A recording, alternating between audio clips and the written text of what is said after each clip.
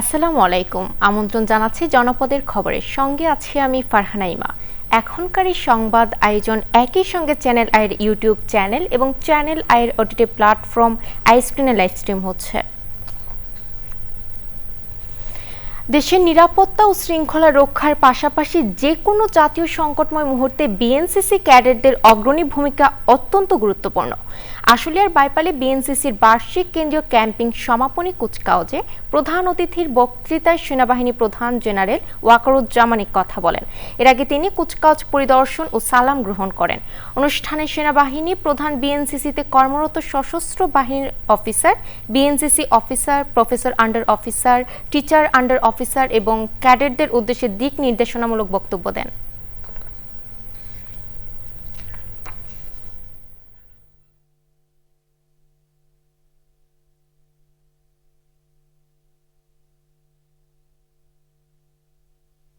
প্রিয় ক্যাডেটবৃন্দ, আজকের এই দিনটা আমাদের সকলের জন্য আনন্দের দিন, কারণ তোমরা সমাপনী কুচকাওয়াজের মাধ্যমে কেন্দ্রীয় ক্যাম্পিং শেষ করতে যাচ্ছ আজকে।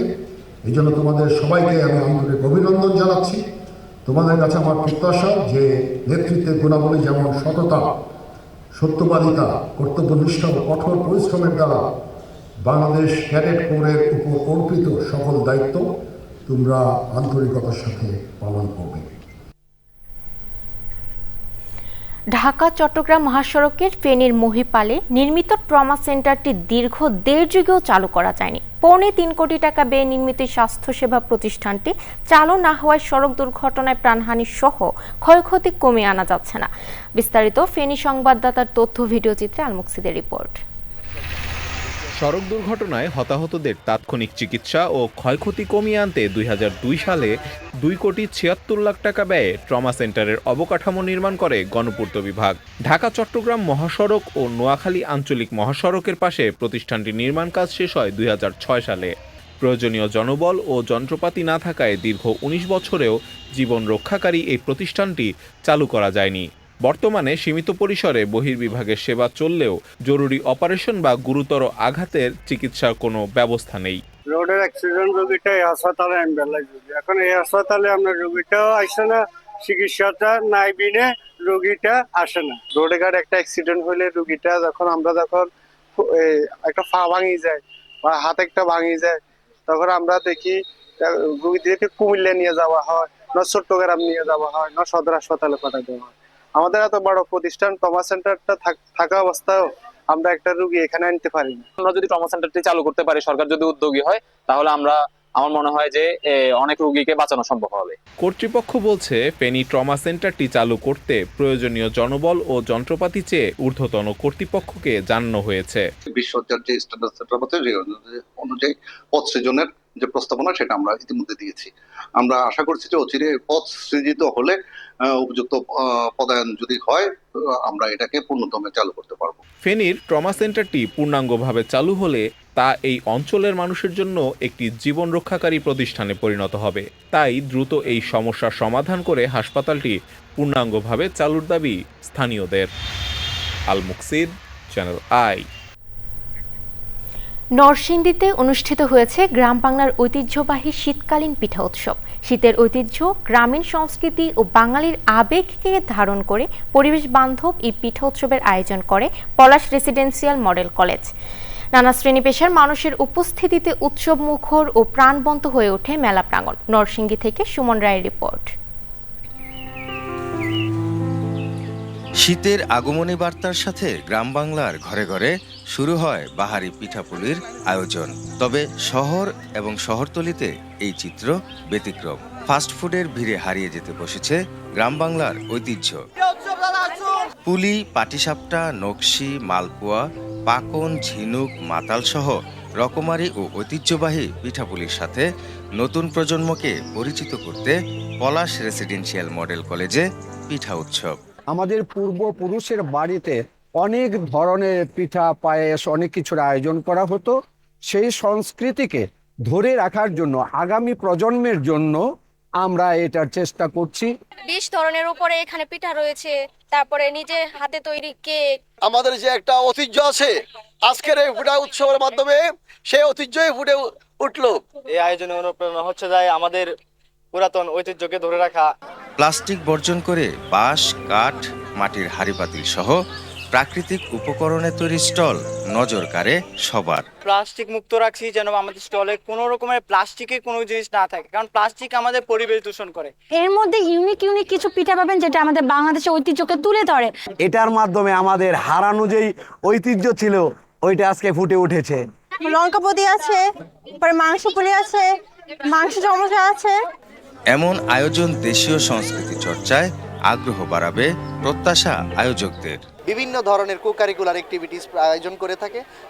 তারই ধারাবাহিকতা আমাদের আজকের এই শীতকালীন পিঠা উৎসবটি Palash residential model school and college সারা বাংলাদেশের শিক্ষা ব্যবস্থায় একটি গুণগত অনুকরণীয় পরিবর্তনের জন্য কাজ করবে। ঐতিহ্যবাহী এই পিঠা উৎসবে 10টি স্টলে ছিল শতাধিক রকমের পিঠার পসরা। নরসিংদী থেকে সুমন রায়, চ্যানেল আই। এবারে সারা দেশের খবর নিয়ে প্রতিনিধিদের পাঠানো তথ্য ভিডিও চিত্রে সাদিয়া ওমরের রিপোর্ট। গণভোট ও সংসদ নির্বাচন উপলক্ষে রাজশাহীতে নারী ভোটারদের জন্য বিশেষ প্রচার কার্যক্রম চালিয়েছে তথ্য অধিদপ্তর। প্রধান অতিথি ছিলেন তথ্য সচিব মাহবুবা ফারজানা। বরিশালে তথ্য অধিকার নিশ্চিতকরণে করণীয় সভা হয়েছে। সভায় তথ্য অধিকার আইন বাস্তবায়ন, সরকারি তথ্য পেতে নাগরিকদের অধিকার, সংশ্লিষ্ট দপ্তরসমূহের দায়িত্ব এবং স্বচ্ছতা ও জবাবদিহিতা নিশ্চিতকরণ বিষয়ে বিস্তারিত আলোচনা হয়।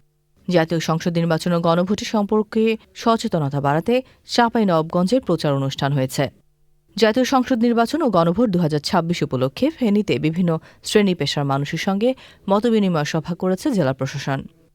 গাজীপুর 1 আসনের বিএনপি মনোনীত প্রার্থী মুজিবুর রহমানের নির্বাচনী প্রচার কমিটি গঠন ও বেগম খালেদা জিয়ার আত্মার মাগফিরাত কামনায় দোয়া মাহফিল হয়েছে। উপস্থিত ছিলেন বাসন মেট্রো থানা বিএনপির সভাপতি তানভীর সিরাজ। লক্ষ্মীপুরে নির্বাচনকালীন সাংবাদিকতা বিষয়ক প্রশিক্ষণ কর্মশালা হয়েছে। পিআইবি আয়োজিত প্রশিক্ষণে 50 জন সাংবাদিক এতে অংশ নেন। লালমনিরহাটে সীমান্তবর্তী গ্রাম ও ধরলা নদীর চরাঞ্চলের ছিন্নমূল মানুষের শীতবস্ত্র বিতরণ করেছে বিজিবি। প্রধান অতিথি ছিলেন 15 বিজিবি ব্যাটালিয়ন অধিনায়ক লেফটেন্যান্ট কর্নেল মেহেদি ইমাম।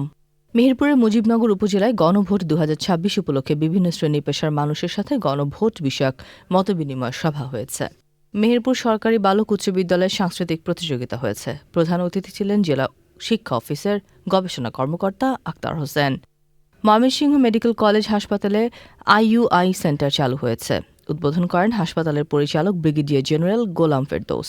পরিবেশ সংরক্ষণ ও জনসচেতনতা বাড়াতে নড়াইলে খেলার মাঠ পরিষ্কার, সচেতনতামূলক র্যালি ও সমাবেশ হয়েছে। প্রধান অতিথি ছিলেন জেলা প্রশাসক ড মোহাম্মদ আব্দুস সালাম।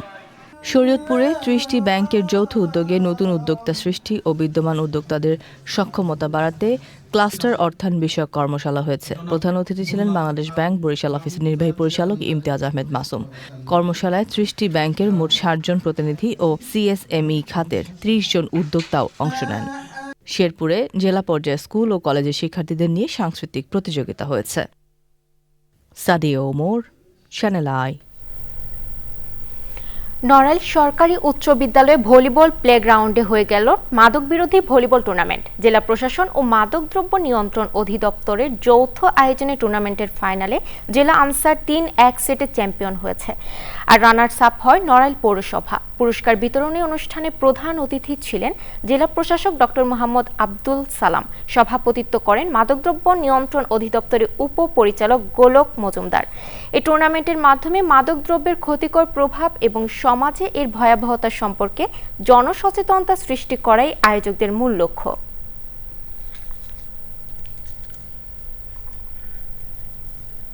জনপদের খবর আজকের মতো এই পর্যন্তই। একটু পর কৃষি সংবাদ দেখার আমন্ত্রণ জানিয়ে শেষ করছি। ধন্যবাদ।